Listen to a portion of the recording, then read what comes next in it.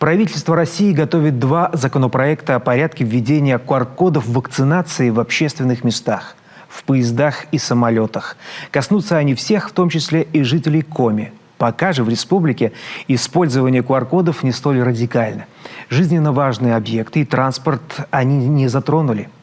Для бизнеса это возможность работать, для жителей гарантия безопасности. Ольга Коняева продолжит.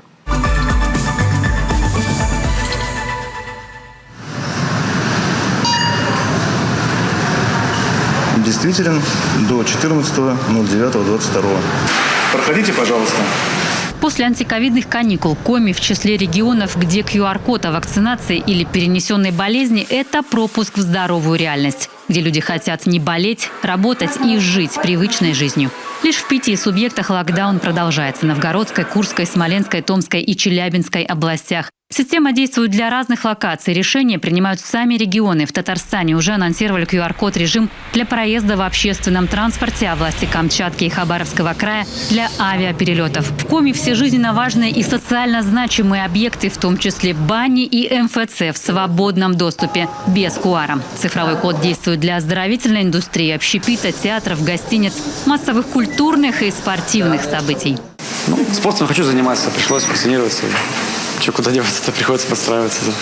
Это единственное такое верное решение для того, чтобы как-то народ заставить вакцинироваться и побороть эту болезнь, ковид.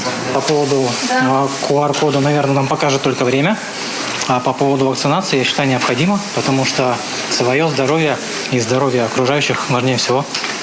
Критики сравнили код с меткой для разделения людей. Но сторонников такой вынужденной меры ограничения больше. Бизнес одобряет. Это законный способ работать предприятиям и их сотрудникам. И потери в таком случае куда меньше, чем при локдауне.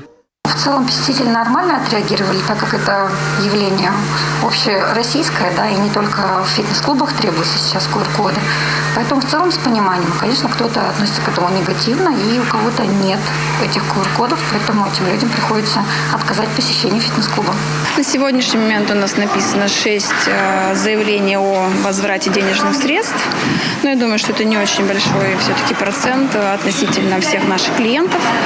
Технических проблем нет. Нужен только мобильный телефон и приложение для считывания кода. После антиковидных каникул, когда закрылась в том числе и вся оздоровительная сфера, спортивная общественность вздохнула с облегчением.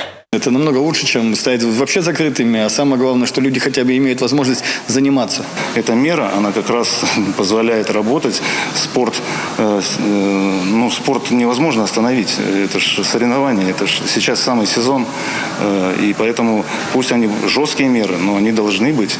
Трудности с QR-кодом у пожилых, им цифровые новинки не всегда понятны. Вот бабушку развернули в столовой Усть-Кулома. Так и ушла голодной. QR-код есть у вас? Какой нету? Дело в том, что сейчас обслуживание идет только с QR-кодом. Остальные только на вынос. Да я ничем не болею, я не поняла.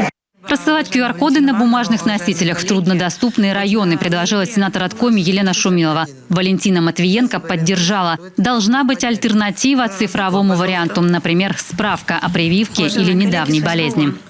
Когда старые бабушки в 70 лет говорят о каком-то QR-коде и говорят, что тебе нужно за 200 километров проехать в районный центр, в МФЦ, распечатать и потом только прийти за продуктами, для них это непонятно.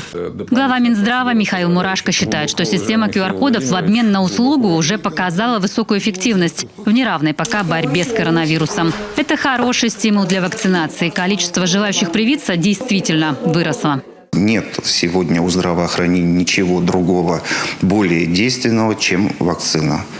И мы видим то, что вакцинированные болеют реже, они болеют легче. И поэтому всех людей, кто дорожит своим здоровьем, призываю все-таки сделать прививку.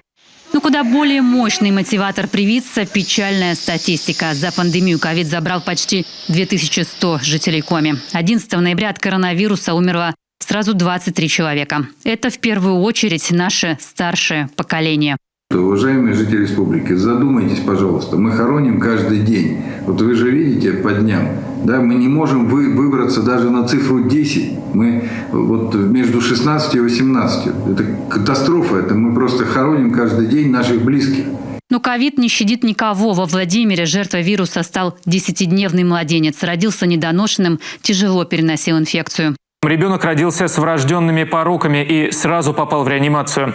Министр здравоохранения Михаил Мурашко отправил на помощь бригаду из Москвы, но те не успели помочь. В коме самому маленькому пациенту с коронавирусом всего 4 дня. Поражение легких достигло 25%. Малыша удалось спасти. Медики приводят пугающие цифры. Если на ковидные койки в первом квартале этого года попали 49 детей, то в третьем в 4 раза больше, в том числе и в реанимацию. Наша задача – привить 80% числа взрослого населения. Сейчас у нас эта цифра близится к 60%. Поэтому, казалось бы, немного, но мы боремся за каждого человека. Поэтому здесь я обращаюсь с помощью нашей площадки, вас, коллеги, чтобы жители республики услышали и пришли на наши пункты вакцинации, в поликлиники, в мобильные пункты и привились. Особенно это касается матерей, кормящих матерей, беременных женщин. Потому что защиты в виде вакцинации для детей пока нету, поэтому нужно защищаться взрослым, тем самым защищать наших детей. Поток пациентов нескончаемый. Их лечат больше 3000 медиков. Это целый полк. Снова помогают студенты медвузов и волонтеры. Но еще не хватает пульмонологов, анестезиологов, терапевтов. Развернуто 6 КТ-центров. В 5 ПЦР-лабораториях выполняют более 1000 исследований в сутки. Остальное отправляют в Киров. Дельта-штамм на территории республики циркулирует давно. Он вытеснил все остальные штаммы. Да, у нас был единичный случай даже южноафриканского штамма. У нас были британские штаммы, но уханьский изначально циркулировал на территории республики. А дельта, как вы видите, характеризуется тем, что имеет очень широкое распространение. Очень много народу болеет. Болеют, видите, к сожалению, иногда это стало заканчиваться все чаще и чаще. Становится именно летальный исход. Коронавирус съедает и бюджетные деньги. За этот год больше 2,5 миллиардов. На выплаты медикам, лекарства, СИЗы, оснащение. Напряженной остается ситуация с кислородом. Вопрос решается, но пока республика зависит от поставок из других регионов. Для тяжелых больных каждый день нужно 18 тонн кислорода. Пока на сегодняшний день расширение коек не требуется. 3000 коек – это достаточно большое количество.